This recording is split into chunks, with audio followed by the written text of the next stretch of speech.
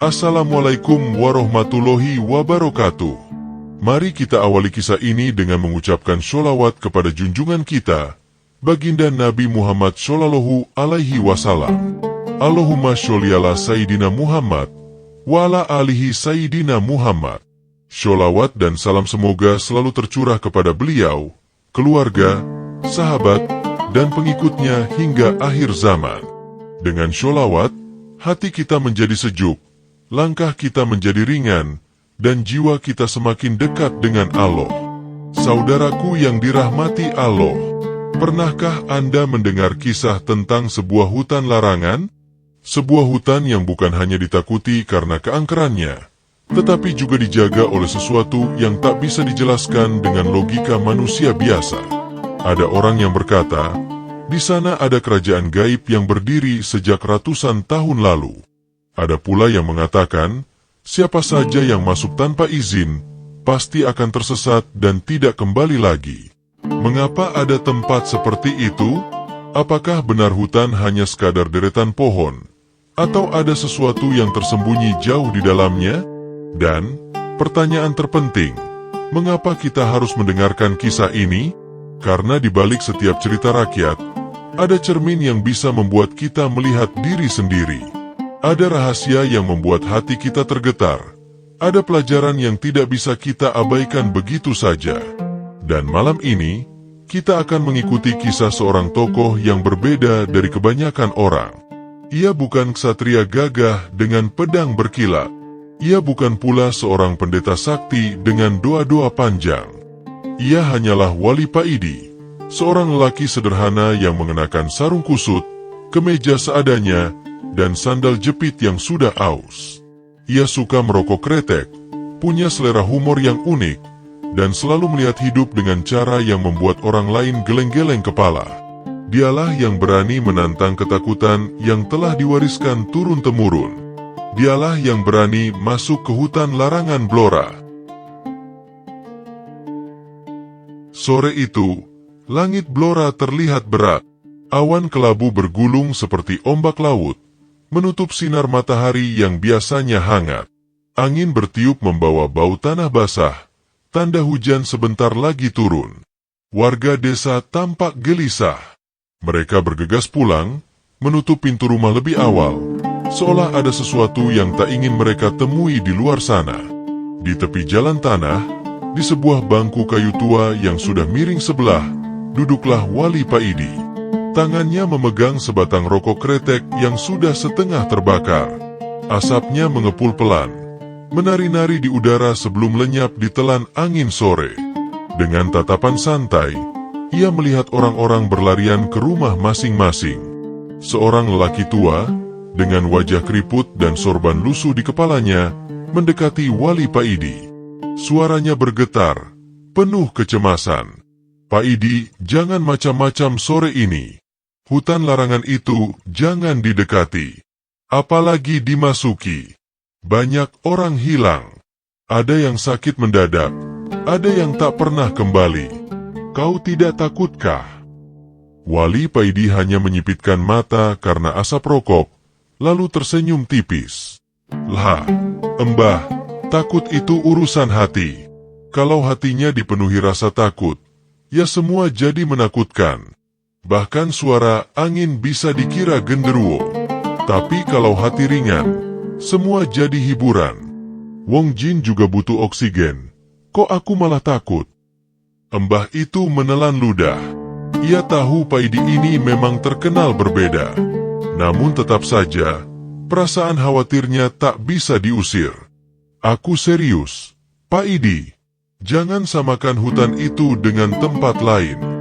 Itu hutan larangan. Ada kerajaan gaib di dalamnya. Bahkan orang alim pun segan melintas. Paidi terkekeh. Ia berdiri, menepuk-nepuk sarungnya yang sedikit kotor karena debu jalan. Kalau memang ada kerajaan gaib, mungkin rajanya kesepian. Siapa tahu kalau aku datang, dia bisa ketawa bareng.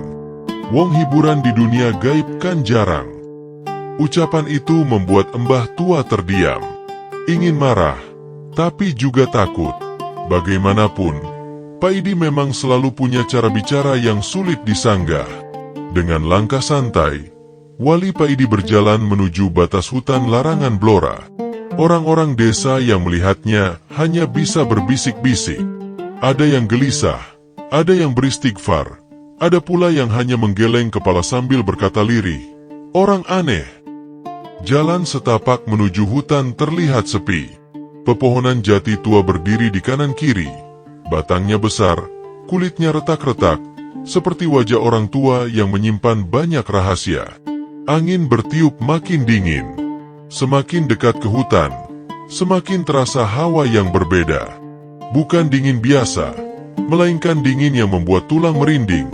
Dingin yang seolah menyimpan sesuatu yang sedang mengawasi. Namun Wali Pak Idi terus melangkah. Sandal jepitnya berdecit. Sesekali hampir lepas karena tanah yang basah. Ia menghisap rokoknya dalam-dalam, lalu menghembuskannya ke udara. Asap putih mengepul, membentuk bayangan aneh. Wajah-wajah samar muncul dari asap itu. Ada yang tertawa, ada yang meringis, ada yang melotot menakutkan. Tetapi Pak Idi hanya terkekeh. Wah, kalau asap rokok bisa jadi lukisan gini, aku bisa buka galeri seni modern. Tiket masuk Rp1.000, gratis teh hangat, laris manis ini. Ia terus melangkah masuk. Pepohonan semakin rapat, seakan menutup jalan. Suara binatang malam lenyap. Tidak ada burung, tidak ada jangkrik, tidak ada kodok. Yang ada hanya suara gamelan samar dari kejauhan. Dentingan saron, tabuhan kendang, gong yang berdengung panjang. Langkah Pak Idi terhenti. Ia menoleh ke kanan, lalu ke kiri. Tidak ada apapun selain pepohonan dan kabut tipis yang tiba-tiba muncul. Namun suara gamelan itu makin jelas, seperti sedang mengiringi sebuah pertunjukan wayang yang tak terlihat. Pak Idi tersenyum. Wah, kalau ada gamelan, berarti ada wayang. Kalau ada wayang, berarti ada dalang. Kalau ada dalang, berarti ada ceritanya. Lah, aku ini lagi jalan ke hutan, kok malah masuk cerita orang lain? Ia kembali berjalan. Semakin dalam ia melangkah, semakin kuat tekanan yang tak terlihat. Udara di sekelilingnya makin berat, membuat dada sesak. Tetapi ia tidak menunjukkan rasa gentar sedikit pun. Ia hanya menghisap rokok, menepuk sarung, lalu melanjutkan perjalanan. Tiba-tiba, dari balik kabut, terdengar suara berat. Berhenti. Suara itu dalam, bergema di antara pepohonan, membuat udara bergetar. Seperti suara yang tidak hanya masuk ke telinga, tetapi juga menghantam dada. Namun Pak Idi berdiri tegak. Ia menoleh, mencari asal suara itu. Siapa yang nyuruh berhenti? Aku ini jalan kaki, bukan naik sepeda motor. Kalau jalan kaki, kan tidak ada polisi yang bisa nilang. Hening sejenak, lalu dari balik pepohonan, kabut bergerak. Sesosok bayangan tinggi muncul. Jubah hitam panjang berkibar meski angin berhenti berhembus. Wajahnya samar, hanya terlihat sepasang mata merah menyala. Dialah penjaga hutan, penjaga kerajaan gaib. Suara berat itu kembali terdengar. Berani sekali kau melangkah ke wilayah larangan. Siapa kau sebenarnya? Pak Idi menoleh, menghembuskan asap rokok tepat ke arah sosok itu. Lalu menjawab santai. Aku cuma orang kampung yang sandal jepitnya udah mau putus. Kalau boleh, aku cuma numpang ngerokok di sini. Sosok itu terdiam. Mata merahnya berkedip sekali. Entah marah, entah bingung. Belum pernah ada manusia yang berbicara seperti itu padanya.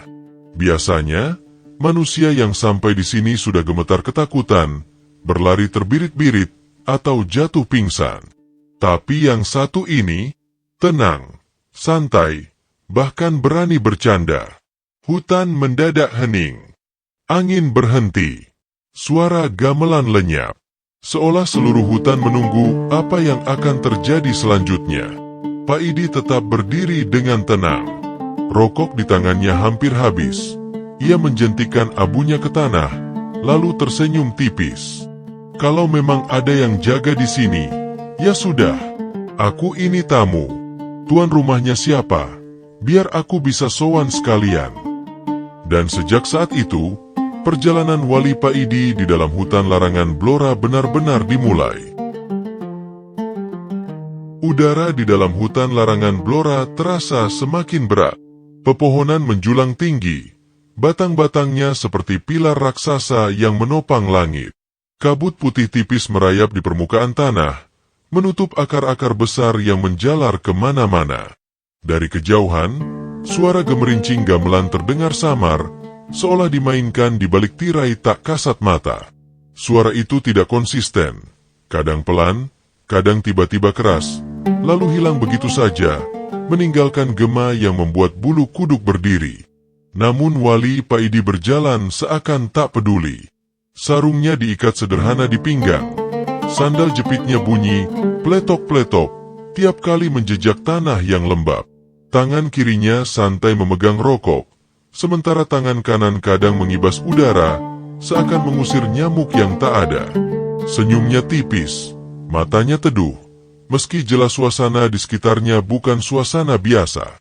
Ia berhenti sebentar, menoleh ke sekeliling. Kabut semakin tebal, pohon semakin rapat. Jalan setapak yang tadi jelas kini seolah lenyap. Arah manapun terlihat sama. Tidak ada tanda yang bisa dijadikan petunjuk. Namun Paidi hanya terkekeh pelan. Lawong jalan ke pasar saja kadang tersesat, apalagi masuk hutan. Bedanya, kalau di pasar bisa tanya tukang parkir.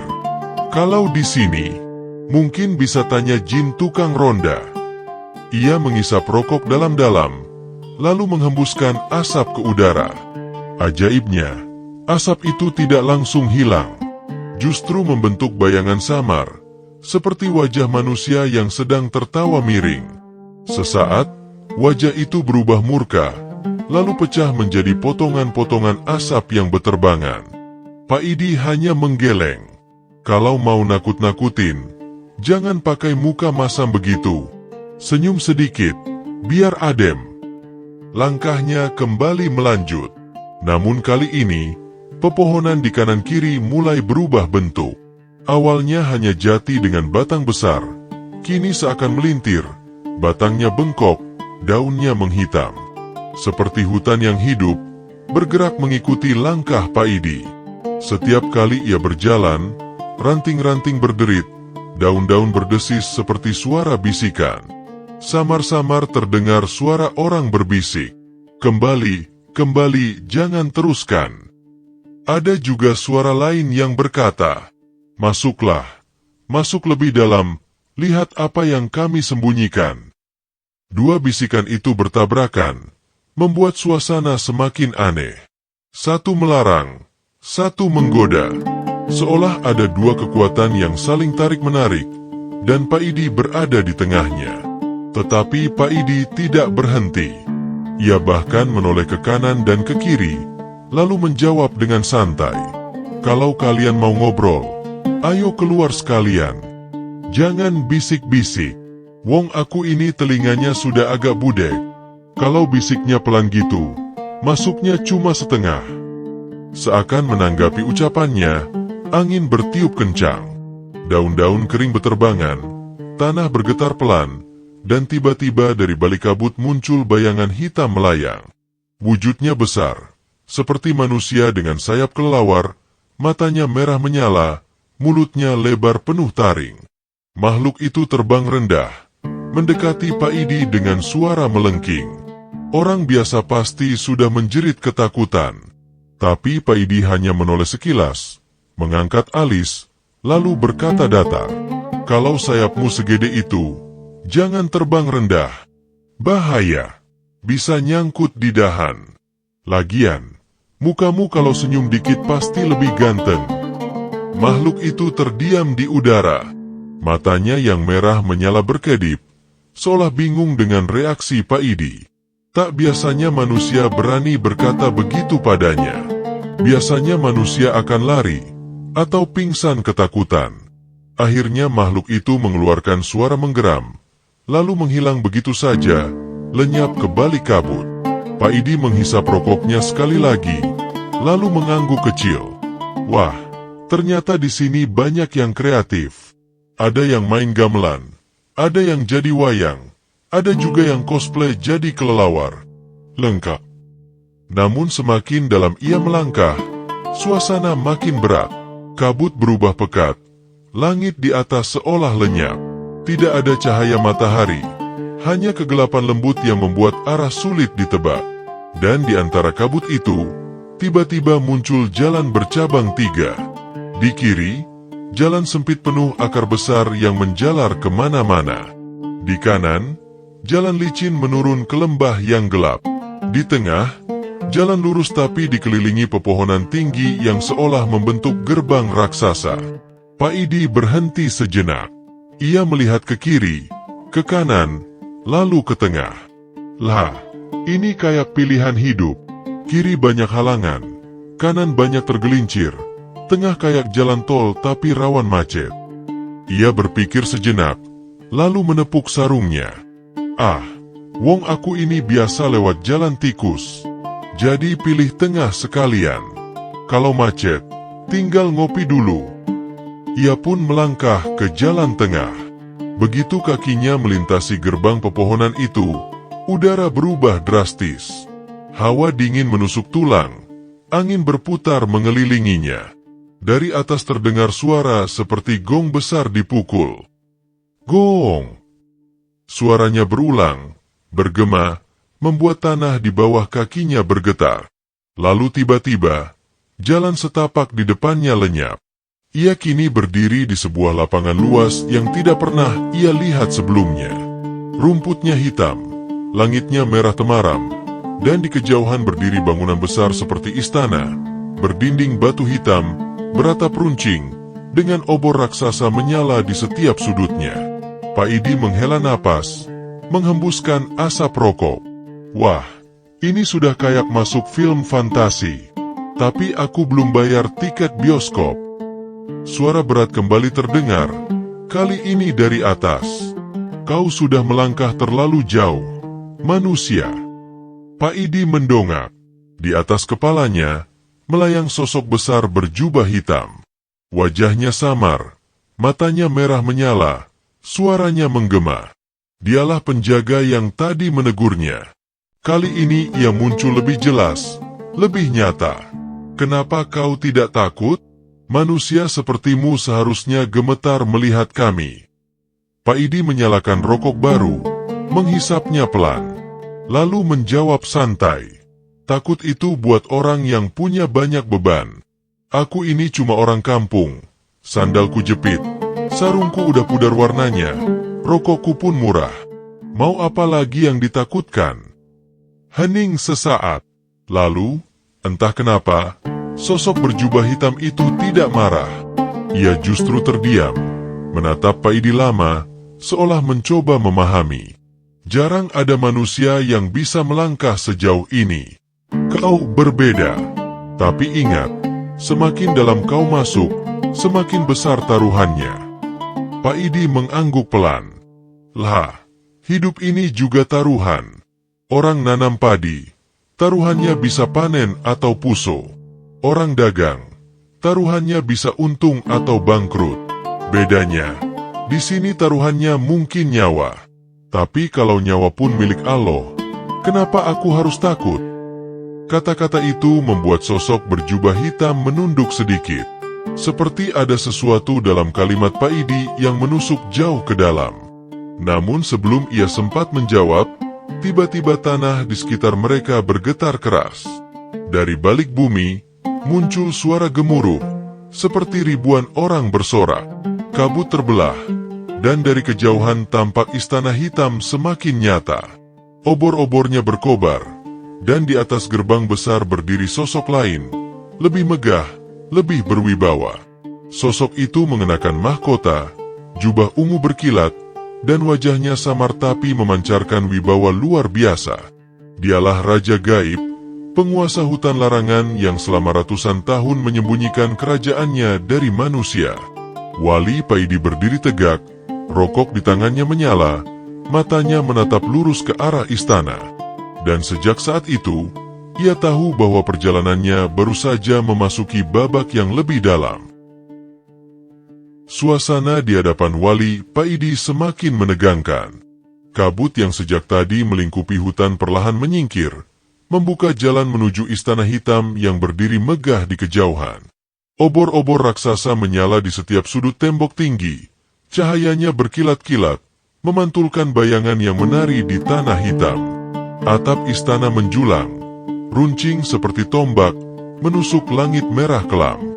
Suara gong bergema setiap beberapa detik, menambah kesan bahwa tempat itu bukan sembarang tempat. Paidi berhenti sejenak. Rokok di tangannya tinggal puntung, lalu ia lemparkan ke tanah. Dengan santai, ia menyalakan rokok baru. Asap mengepul, membaur dengan hawa dingin yang menusuk tulang. Namun wajahnya tetap teduh, seolah yang ia hadapi hanyalah tontonan wayang semalam suntuk, bukan kerajaan gaib yang menakutkan. Dari arah istana, langkah-langkah berat terdengar. Tanah bergetar setiap kali langkah itu mendekat. Perlahan, sosok tinggi besar muncul dari balik gerbang. Tubuhnya 2 kali lipat manusia biasa, kulitnya hitam pekat, matanya menyala merah, dan di tangannya tergenggam tombak panjang berujung bercahaya hijau. Suaranya dalam, bergema seperti petir. Aku adalah penjaga gerbang. Tidak ada satupun manusia yang boleh melangkah lebih jauh tanpa izin raja. Siapa kau yang berani menjejakkan kaki sejauh ini? Paidi menghisap rokok, mengembuskan asap dengan santai, lalu menepuk-nepuk sarungnya. Aku ini orang kampung, Embah. Namaku Paidi. Sandalku jepit, bajuku sederhana, rokokku murah. Aku jalan kaki, nyasar ke sini. Wong aku cuma pengin ngopi, kok malah ditanya macam-macam. Penjaga itu menatap tajam, seakan mencoba membaca isi hati Paidi. Aura kekuatannya membuat udara bergetar, membuat daun-daun di sekitar berguguran. Tapi Paidi tetap berdiri tegak, seolah tidak merasakan apapun. Kau manusia aneh, gumam penjaga itu. Orang lain ketakutan, berlari terbirit-birit, bahkan ada yang mati ketakutan. Tapi kau malah bercanda. Paidi terkekeh kecil. Lah kalau hidup dibawa serius terus, kapan ketawanya? Wong orang mati pun kalau masuk kubur masih ditanya malaikat, siapa Tuhanmu? Kalau dijawabnya sambil tegang, salah ucap bisa celaka. Makanya, kalau hati ringan, jawabnya lancar. Penjaga itu terdiam. Seumur hidupnya menjaga gerbang kerajaan, belum pernah ia mendengar jawaban seperti itu. Aura Paidi tidak sama dengan manusia biasa. Tidak ada rasa takut, tidak ada nafsu, tidak ada ambisi. Yang ada hanya kesederhanaan dan humor yang entah kenapa membuat makhluk gaib itu ragu untuk menakutinya. Namun tugas adalah tugas. Dengan suara lantang, penjaga itu mengangkat tombaknya ke arah Paidi. Kalau kau ingin melangkah masuk, buktikan dulu keberanianmu. Tidak semua yang datang bisa selamat. Ada ujian yang harus kau lewati. Paidi mengangguk pelan. Ya sudah, ujian apa? Kalau soal berhitung, aku kalah. Kalau soal lari cepat, aku ngos-ngosan. Tapi kalau soal ngopi, ayo diadu. Penjaga itu mengibaskan tangannya.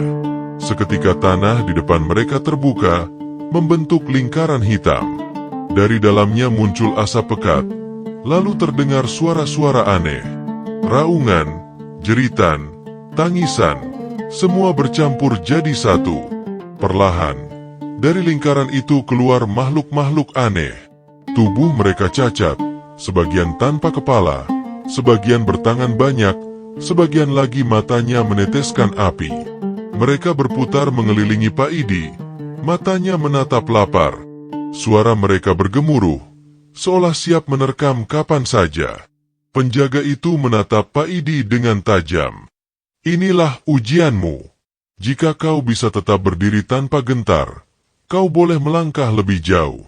Tapi jika kau goyah, mereka akan mencabik tubuhmu hingga habis. Pak Idi memandang sekeliling. Asap rokok masih mengepul dari bibirnya. Ia tersenyum tipis, lalu berkata pelan, "Wah, rupanya ini pasar malam. Banyak yang aneh-aneh. Kalau ada yang jual cilok, lengkap sudah." Makhluk-makhluk itu mendekat. Raungannya makin keras. Salah satu dari mereka melompat, mengayunkan tangan panjang penuh kuku tajam ke arah Pak Idi. Namun sesaat sebelum menyentuh, tubuhnya justru terpental ke belakang, seolah menabrak dinding tak kasat mata. Makhluk itu meraung kesakitan, lalu menghilang jadi asap. Makhluk lain mencoba menyerang. Namun hal yang sama terjadi. Mereka tidak bisa menyentuh tubuh Pak Idi. Selalu terpental, lalu lenyap. Semakin lama, semakin banyak yang hilang, hingga akhirnya lingkaran itu kembali kosong. Tanah menutup, suara raungan lenyap, hening kembali. Penjaga itu menatap Pak Idi dengan mata melebar. "Kau, siapa sebenarnya? Kenapa mereka tidak bisa menyentuhmu?" Pak Idi menghisap rokok sekali lagi, lalu menjawab santai, "Aku ini cuma orang biasa. Bedanya, aku percaya kalau hidup dan mati bukan urusan makhluk. Semua urusan hanya milik Allah. Jadi kalau aku ditakdirkan selamat, ya selamat.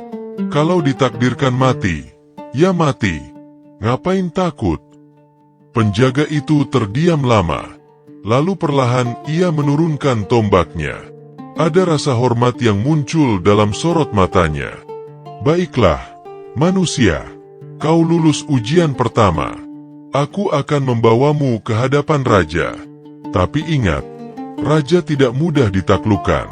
Kau harus lebih dari sekadar berani." Pak Idi mengangguk, tersenyum kecil. "Lawong, aku tidak niat menaklukkan siapa-siapa. Aku cuma mau tahu, kenapa hutan ini ditakuti orang. Kalau bisa, ya kita ngobrol saja, gak usah bikin serem-serem." Mereka berjalan menuju istana. Jalan setapak dari batu hitam terbentang lurus. Di kanan kiri berdiri patung-patung raksasa. Wajah patung itu seram. Sebagian berbentuk manusia, sebagian berbentuk hewan buas, sebagian lagi campuran keduanya. Mata patung itu menyala, seakan mengikuti setiap langkah Pak Idi. Tapi Pak Idi tidak terusik. Justru ia berhenti sebentar di depan salah satu patung yang menyerupai manusia berkepala singa. Ia menatapnya lama, lalu berkata, "Wah, mirip singa di kebun binatang Semarang. Bedanya, ini nggak perlu dikasih makan ayam hidup. Kalau aku punya kamera, pasti sudah aku selfie." Penjaga di sampingnya hanya menoleh. Wajahnya tetap kaku. Namun dalam hatinya ia takjub. Manusia ini benar-benar berbeda. Mereka akhirnya sampai di depan gerbang istana. Gerbang itu menjulang tinggi, terbuat dari besi hitam berukir, dihiasi simbol-simbol aneh yang berkilat merah. Di depan gerbang berdiri dua makhluk penjaga lain, tubuhnya tinggi, memegang pedang besar. Begitu melihat Pak Idi, keduanya segera menyilangkan pedang, menghalangi jalan. Penjaga yang bersama Pak Idi angkat bicara. Dia sudah melewati ujian pertama. Atas perintahku, ia diizinkan bertemu raja. Dua penjaga itu saling menatap. Mata mereka menyala, seakan ingin memastikan kebenaran. Akhirnya, perlahan mereka menurunkan pedang, dan gerbang besi itu terbuka dengan suara berderit keras. Dari dalam, cahaya merah dan ungu memancar, disertai angin dingin yang menerpa wajah. Pak Idi menghembuskan asap rokok terakhirnya, lalu melempar puntung ke tanah. "Yowis, ayo masuk. Siapa tahu rajanya nyediain kopi." Dan dengan langkah santai, ia melangkah masuk ke dalam istana gaib, tempat rahasia yang sudah disembunyikan selama ratusan tahun. Gerbang istana gaib itu menutup di belakang wali Pak Idi dengan suara berat, seperti besi beradu dengan besi. Dentumannya menggema, membuat udara bergetar. Di hadapannya kini terbentang sebuah aula luas. Lantainya dari batu hitam yang berkilau seperti kaca. Obor-obor besar berjejer di dinding. Nyalanya biru keunguan, membuat bayangan menari di seluruh ruangan. Langit-langit aula begitu tinggi, nyaris tak terlihat ujungnya, seakan tidak terbatas. Di kiri dan kanan, berdiri pilar-pilar raksasa dengan ukiran makhluk-makhluk asing. Sebagian menyerupai manusia, sebagian hewan, sebagian lagi bentuknya tak bisa dijelaskan. Semuanya menatap lurus ke arah tengah aula, tempat sebuah singgasana megah berdiri. Singgasana itu terbuat dari batu hitam berkilap, dihiasi permata merah sebesar kepalan tangan. Di atasnya duduk sosok besar dengan jubah ungu yang memancarkan cahaya samar. Kepalanya dihiasi mahkota tinggi berlapis emas. Matanya tajam berkilat, wajahnya samar, seolah tertutup kabut tipis yang tak pernah hilang. Dialah Raja Gaib, penguasa hutan larangan Blora. Di sekeliling singgasana, puluhan makhluk gaib berdiri berjajar. Ada yang berwujud manusia berkulit gelap, ada yang tubuhnya setengah binatang, ada pula yang hanya berupa kabut dengan mata bercahaya. Mereka semua diam, menatap Pak Idi yang melangkah masuk dengan santai. Pak Idi berhenti beberapa langkah dari singgasana. Ia menoleh ke kiri dan kanan, lalu terkekeh kecil. Wah, rame bener, kayak pesta manten. Tinggal kurang organ tunggal sama penyanyi dangdut. Makhluk-makhluk gaib itu bergumam, sebagian mendesis marah. Tapi raja di singgasana mengangkat tangannya, dan ruangan kembali hening. Suaranya berat, bergema, terdengar dari segala arah. Manusia, berani sekali kau menjejakkan kaki sejauh ini. Tidak ada manusia biasa yang mampu melangkah ke hadapanku tanpa tumbang. Siapa kau sebenarnya? Pak Idi mengusap keringat di dahinya, lalu menyalakan rokok baru. Asap mengepul, melayang ke udara. Ia menatap lurus ke arah raja dengan wajah teduh. Aku ini orang kampung, namaku Pak Idi. Sandalku jepit, sarungku murah, bajuku sederhana. Aku bukan siapa-siapa. Wong aku cuma kepo, kok hutan ini ditakuti orang-orang. Ruangan bergemuruh. Beberapa makhluk gaib tertawa mengejek. Ada pula yang marah mendesis. Tapi raja itu mengangkat tangannya lagi, menenangkan mereka. Matanya menyipit, menatap Pak Idi lama. Jawabanmu sederhana, terlalu sederhana. Tapi kesederhanaan itulah yang membuatmu berbeda. Tidak ada rasa tamak, tidak ada rasa ingin menguasai. Itu sebabnya kau bisa masuk sejauh ini. Pak Idi mengangguk kecil, tersenyum tipis. Lah memangnya harusnya gimana? Kalau aku masuk sini pengin harta, aku bisa mintanya di dunia.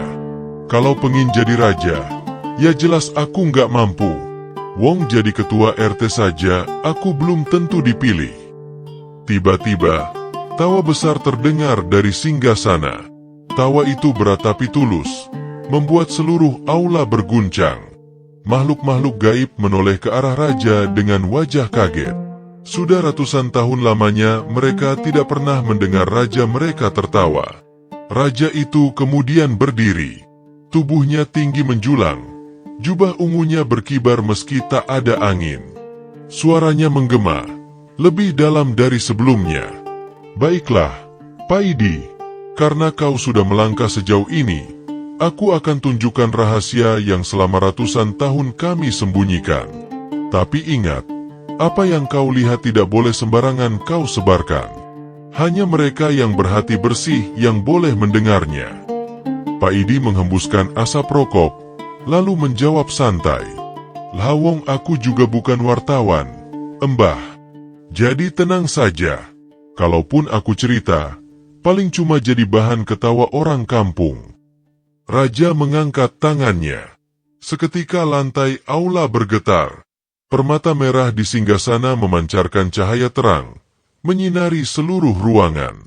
Lantai batu hitam perlahan terbelah, membuka jalan ke bawah tanah. Dari celah itu muncul cahaya keemasan, hangat dan lembut, sangat berbeda dengan suasana kelam istana.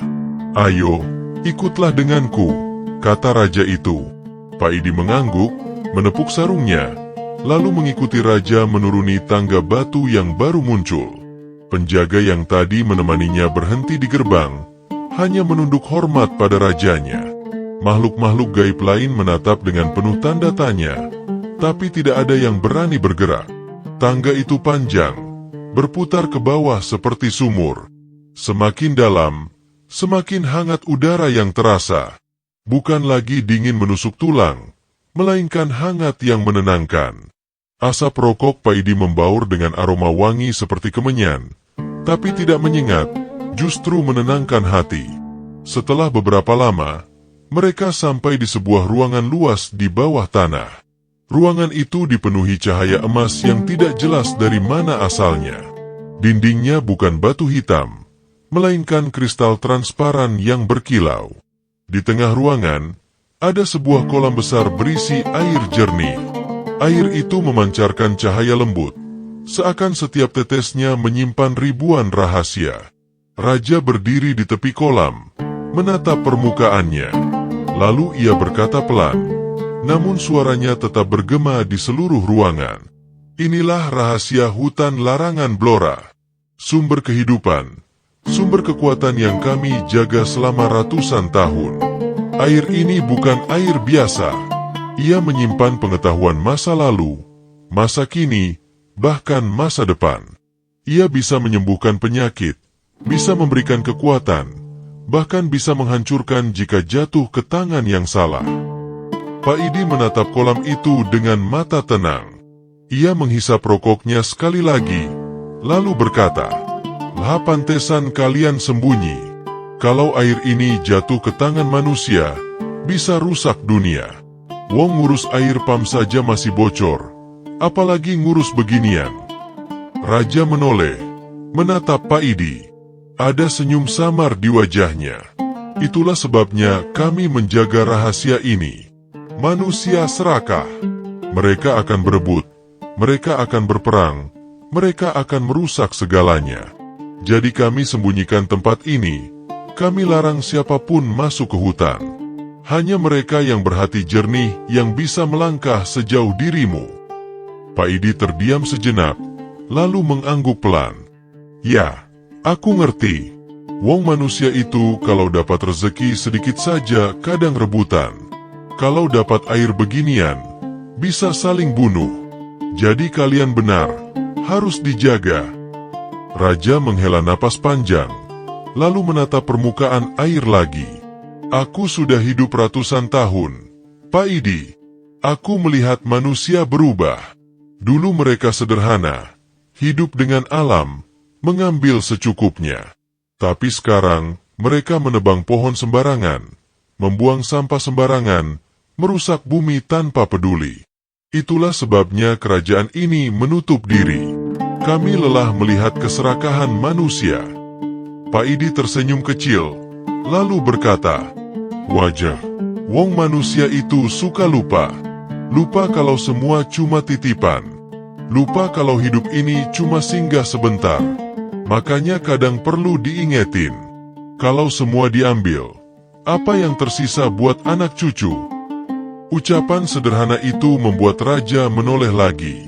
Kali ini tatapannya berbeda, seolah menemukan sesuatu yang lama ia cari. "Pak Idi," kata-katamu ringan, tapi mengandung kebenaran. "Mungkin kau memang tidak datang ke sini untuk mencari harta atau kekuasaan. Mungkin kau memang diutus untuk mengingatkan kami juga, bahwa manusia belum sepenuhnya hilang dari kesederhanaan." Pak Idi terkekeh kecil. "Lah wong aku kesini nyasar, kok jadi diutus? Tapi ya sudahlah.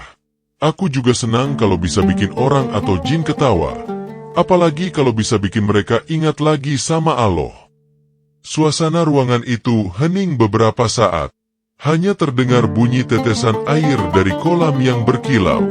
Raja masih menatap Pak Idi dengan sorot mata penuh pertimbangan. Lalu perlahan ia berkata, "Baiklah, Pak Idi, kau sudah melihat rahasia ini. Aku percaya kau tidak akan menyalahgunakannya. Tapi aku harus memberimu pilihan. Kau bisa pulang, kembali ke dunia manusia, membawa pesan bahwa hutan ini harus dijaga. Atau kau bisa tinggal di sini, menjadi bagian dari penjaga rahasia. Pak Idi menghisap rokok dalam-dalam, lalu tertawa pelan. Kalau tinggal di sini, aku bisa merokok tiap hari nggak? Bisa ngopi? Bisa tidur di kasur empuk? Kalau iya, boleh juga. Raja ikut tertawa, tawa yang menggema di seluruh ruangan. Humor sepertimu jarang sekali ada, Pak Idi. Tapi aku tahu jawabannya. Kau lebih cocok kembali ke dunia manusia. Tugasmu adalah menjadi pengingat bagi mereka. Ingatkan bahwa alam harus dijaga, jangan dirusak. Itu pesan kami, pesan kerajaan ini. Pak Idi mengangguk, tersenyum tipis. Ya, aku bisa. Wong ngomong itu murah. Kalau ada yang dengar, syukur. Kalau enggak, ya minimal aku sudah nyoba. Raja menatapnya lama, lalu mengangkat tangannya. Permukaan air di kolam bergolak, memancarkan cahaya terang yang menyelimuti Pak Idi. Dalam sekejap, tubuh Pak Idi terasa ringan, matanya silau, dan sekelilingnya berputar. Dan sebelum ia sadar apa yang terjadi, tubuhnya sudah tidak lagi berada di ruangan bawah tanah itu. Ia kini berdiri di tepi hutan larangan Blora. Langit sudah mulai terang. Fajar merekah di ufuk timur. Burung-burung berkicau. Angin bertiup lembut membawa aroma tanah basah. Semua tampak seperti biasa. Seakan perjalanan semalam hanyalah mimpi. Namun di bibir Pak Idi tersungging senyum tipis. Rokok masih menyala di tangannya. Dan ia tahu, apa yang baru saja ia alami bukanlah mimpi, melainkan rahasia besar yang harus ia jaga. Fajar baru saja menyibak langit timur. Sinar keemasan menembus sela-sela pepohonan hutan larangan Blora, membuat kabut tipis yang masih menggantung tampak seperti tirai cahaya. Burung-burung mulai berkicau riang. Suara mereka bersahutan, seperti orkestra alam yang menyambut pagi. Wali Pak Idi berdiri sendirian di tepi hutan. Rokok masih terselip di bibirnya. Asapnya membumbung pelan, menari di udara dingin pagi hari. Sarungnya agak kotor penuh debu, sandal jepitnya putus sebelah, tapi wajahnya tetap tenang, bahkan tersenyum. Ia menarik napas panjang, merasakan udara pagi yang segar. Seakan perjalanan semalam hanyalah mimpi. Seakan tidak ada istana gaib, tidak ada raja berjubah ungu, tidak ada kolam cahaya emas di bawah tanah. Tapi di hatinya, Pak Idi tahu betul, semua itu nyata. Alhamdulillah. Gumamnya lirih. Masih bisa pulang. Masih bisa merokok. Ia tertawa pelan pada dirinya sendiri. Tak lama kemudian, suara-suara orang terdengar dari kejauhan.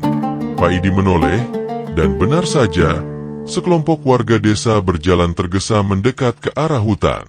Wajah mereka penuh kecemasan. Beberapa membawa obor sisa semalam, sebagian lagi membawa bambu, seolah siap kalau-kalau ada bahaya. Begitu melihat Pak Idi berdiri santai di tepi hutan, mereka langsung berhenti.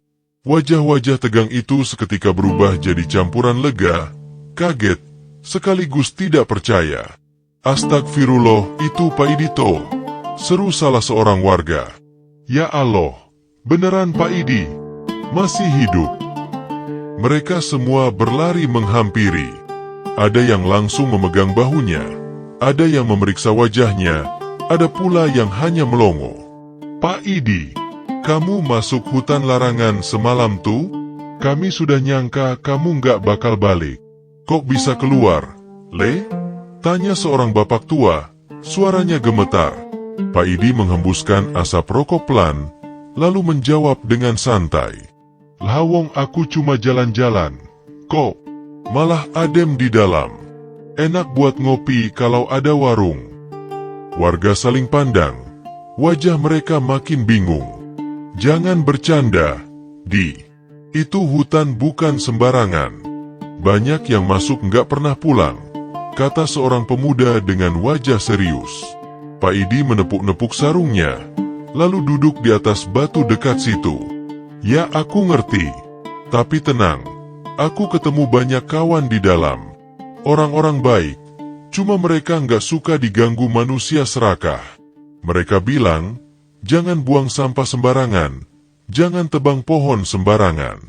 Itu saja pesannya. Warga makin heran. Apa maksudmu, Pak Idi? Kamu ketemu siapa? Tanya seorang ibu, wajahnya penuh rasa ingin tahu.